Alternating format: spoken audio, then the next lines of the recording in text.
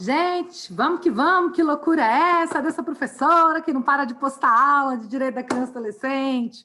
Bora acabar, bora vencer essa matéria aí, vamos acabar esse semestre. Gente, olha lá, hoje eu queria falar para vocês da internação, dos princípios da internação e da remissão. A remissão no Estatuto da Criança e Adolescente é diferente da remissão dos adultos, lá da lei de execução. Vamos ver como é que isso funciona? Olha lá, vamos que vamos para aquele nosso slide esperto. Olha aí sobre a medida de internação. Olha os princípios que regem a medida de internação. Brevidade, ela vai durar o mínimo possível, o que for necessário para intervir naquele adolescente. Excepcionalidade, só se não tiver nenhuma outra medida socioeducativa que possa fazer face à gravidade do ato infracional do adolescente. E respeito à condição peculiar de pessoa e desenvolvimento, já que a gente vê um dos princípios da doutrina da proteção integral, tá certo? Na internação, apesar de ser uma privação da liberdade, o adolescente pode fazer atividades externas, sim, não há esse impeditivo, a não ser que o juiz da infância determine o contrário. No regime fechado do adulto, a realização do trabalho externo ela é excepcional, tem que cumprir um sexto da pena, uma série de requisitos lá. Já na internação do adolescente é mais fácil, a regra é que pode ter atividade externa, excepcionalmente, a não ser que o juiz vete para aquele adolescente. Tudo bem? A internação lá no estabelecimento educacional, como diz o estatuto, não tem prazo determinado. Então, quando o adolescente vai internado, ele não sabe por quanto tempo ele ficará internado, diferente de um adulto, que quando vai para o regime fechado, por exemplo, numa penitenciária, ele já sabe a quantidade da pena que ele vai levar, tudo bem? A única coisa que o estatuto assegura ao adolescente é que a cada 6 meses ele tenha reavaliado a necessidade da sua internação, tudo bem? E o máximo que uma internação dura, o período máximo, são 3 anos, ou até o adolescente completar os 21 anos, quando a liberação é compulsória, o que diz aí o parágrafo 5º. E aí ele sai da internação e ele vai para a LA, para liberdade assistida, ou para semi-liberdade. Não é uma liberação pura e simples, a não ser, claro, que ele já tenha completado os 21 anos. Aí não dá para aplicar mais o Estatuto da Criança e Adolescente a ele. Tudo bem? O que é que norteia um juiz para saber quando é que ele vai aplicar a internação ou não? A internação tem as seguintes hipóteses aqui, diz o artigo 122. Olha, a medida de internação só poderá ser aplicada, ou seja, apenas nessas hipóteses. Primeiro, um ato infracional cometido com violência ou grave ameaça à pessoa, que é diferente de violência contra coisa, né? Então, violência empregada contra a pessoa ou grave ameaça. Reiteração no cometimento de outras infrações graves. Reiteração, quantas vezes, professor? O estatuto não fala. Várias. Então, vamos supor um ato infracional análogo ao tráfico de drogas. O tráfico de drogas é uma infração grave. Então, não na primeira, não na segunda, mas se reiterar, ele pode ser internado. Então, por isso que na prática vocês veem muitos adolescentes apreendidos pelo tráfico pela primeira vez e que são soltos. Porque o tráfico não é um crime praticado com grave ameaça ou violência contra a pessoa necessariamente. Se não for, só no caso de reiteração, que ele pode ser internado. Tudo bem? Sacou? Ou pelo descumprimento reiterado e injustificável de uma medida anteriormente imposta. Então, às vezes, o juiz colocou uma medida socioeducativa mais branda, mas o adolescente insistiu em descumprir, não vem descumprindo, não demonstra um senso de disciplina para ficar na casa de semi-liberdade ou na LA, por exemplo, aí coloca a internação, porque é a que faz face aí ao comportamento dele. Tudo bem?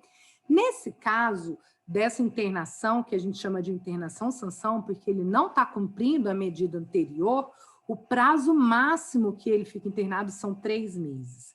Então, veja, a internação definitiva decorrente de uma sentença do juiz da infância pode durar 3 anos. A internação-sanção, porque ele não está cumprindo uma medida mais branda, dura no máximo 3 meses. Tudo bem? Olha a diferença. E a internação provisória, que é aquela que ele fica, se ele pratica um ato profissional muito grave e ele tem que ser neutralizado enquanto corre o processo, essa internação provisória, prazo máximo de duração dela é 45 dias. Se o processo dele não for terminado nesse prazo, ele terá que ser colocado em liberdade. Senão, isso pode configurar um crime praticado contra a criança e adolescente, que nós vimos em outra aula, nos crimes contra a criança e adolescente, que é descumprir os prazos, algum dos prazos previstos na lei do estatuto em benefício da liberdade do adolescente. Tudo bem? Então, veja que interessante. Para a internação provisória de 45 dias, basta haver indícios de autoria e materialidade e demonstrada a necessidade imperiosa da medida, que ele, de fato, é um ato profissional muito grave e precisa responder ao processo internado, tudo bem? Então, vimos que há 3 tipos de internação. A internação provisória, essa enquanto responde ao processo, que dura no máximo 45 dias. A internação decorrente de uma sentença, depois que conclui o processo e o juiz decreta a internação, que pode durar até 3 anos. E a internação sanção, que pode durar até 3 meses, porque ele não está cumprindo uma medida socioeducativa menos branda anterior. Tudo bem? Então, de novo, esse parágrafo 2º do 122, reforçando a excepcionalidade da internação, dizendo que em nenhuma hipótese, o estatuto é muito claro, será aplicada a internação se houver outra medida mais adequada. E sobre o local da internação, é numa entidade exclusiva para adolescentes, ele não pode ser misturado com adultos, tudo bem?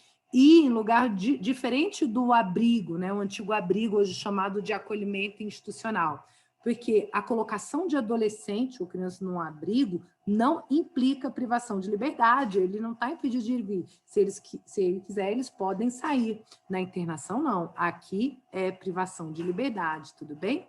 E eles são separados, aqui, por exemplo, uma foto da unidade de internação aqui no Distrito Federal de Santa Maria, pelos critérios de idade, compleição física e gravidade do ato infracional, para que a gente não misture adolescentes maiores com menores, capazes de cometer ato infracional mais graves com menos graves, né?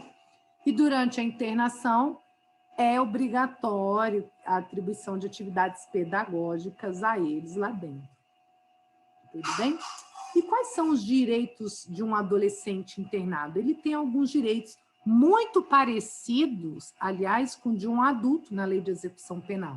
Olha lá, são direitos do adolescente privado de liberdade, entre outros, né? Entrevistar-se pessoalmente com o representante do MP.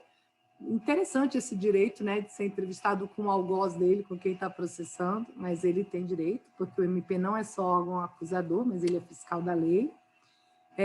Peticionar diretamente a qualquer autoridade, ao diretor da unidade onde ele está internado, ao juiz da infância, ele pode peticionar, o direito de petição. Avistar-se reservadamente com o seu defensor, então essa entrevista privada com o advogado dele. Ser informado da sua situação processual, sempre que solicitada, quanto tempo falta, quanto é a minha próxima avaliação, tudo isso. Ser tratado com respeito e dignidade, o chamamento nominal pelo nome dele, não por um número ou apelido, nada pejorativo. Permanecer internado na unidade de internação mais próxima ao domicílio dos seus pais, para que não haja uma ruptura com o vínculo familiar, para que ele possa facilitar o recebimento de visitas, né? Receber visitas pelo menos semanalmente, o que não impede, às vezes, 2 vezes na semana, 3 vezes, se possível fosse, né? Corresponder-se com seus familiares e amigos, ter acesso aos objetos necessários à sua higiene e asseio pessoal, habitar alojamento em condições adequadas de higiene e salubridade, receber escolarização e profissionalização, realizar atividades culturais, esportivas e de lazer, ter acesso aos meios de comunicação social, receber assistência religiosa de acordo com a sua crença, se assim desejar, mas em nenhum caso pode haver incomunicabilidade, né? A solitária e ninguém comunicá-lo, isso não pode. Mas o juiz pode suspender temporariamente as visitas, se isso for prejudicial ao adolescente, inclusive visita dos seus pais, se isso se demonstrar prejudicial aos interesses dele. Tudo bem? É dever do Estado zelar pela integridade física e mental de seus internos, inclusive prevenção de suicídio, né, que infelizmente é muito comum, porque é uma situação que é um gatilho muito grande para a depressão e a autoeliminação, né, a ideação suicida, quando o adolescente, nessa condição peculiar de pessoa em desenvolvimento, ele tem a sua liberdade privada, costuma haver essas atitudes desesperadas, sim, e é dever do Estado cuidar dele. Tudo bem?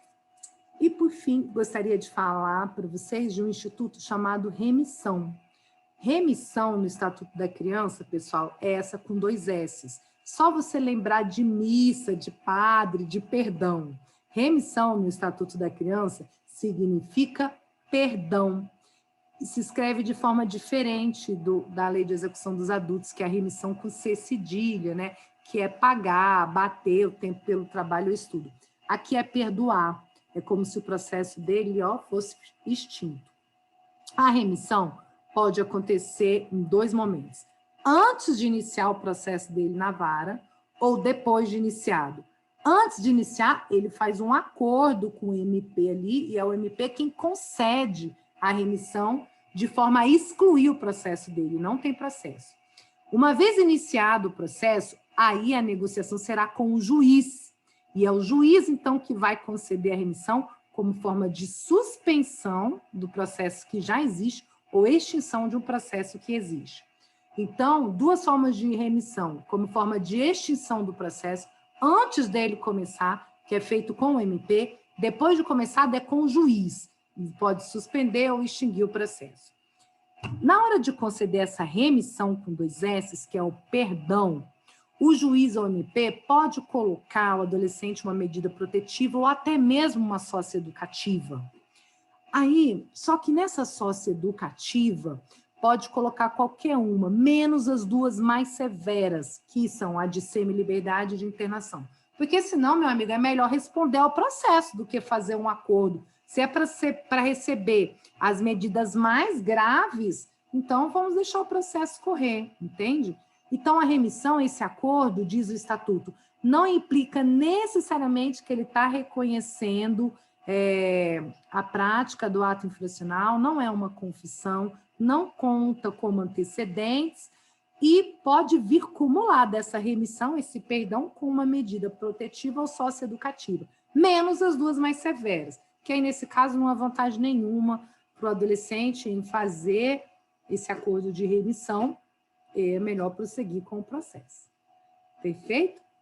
Essa medida aplicada junto com a remissão, ou seja, o perdão e aplicar a medida, pode ser revista a qualquer tempo pelo juiz da vara da infância, que é esse nosso magnânimo aí que está aparecendo no slide. Perfeito, pessoal? Então, tá certo. Terminei com essa frase que eu adoro do Pitágoras aí, ó, educai as crianças para que não seja necessário punir os adultos. Vamos pensar nisso. Um beijo grande para você. Até a próxima aula de súmulas em matéria infracional do STJ. Um beijão. Até já.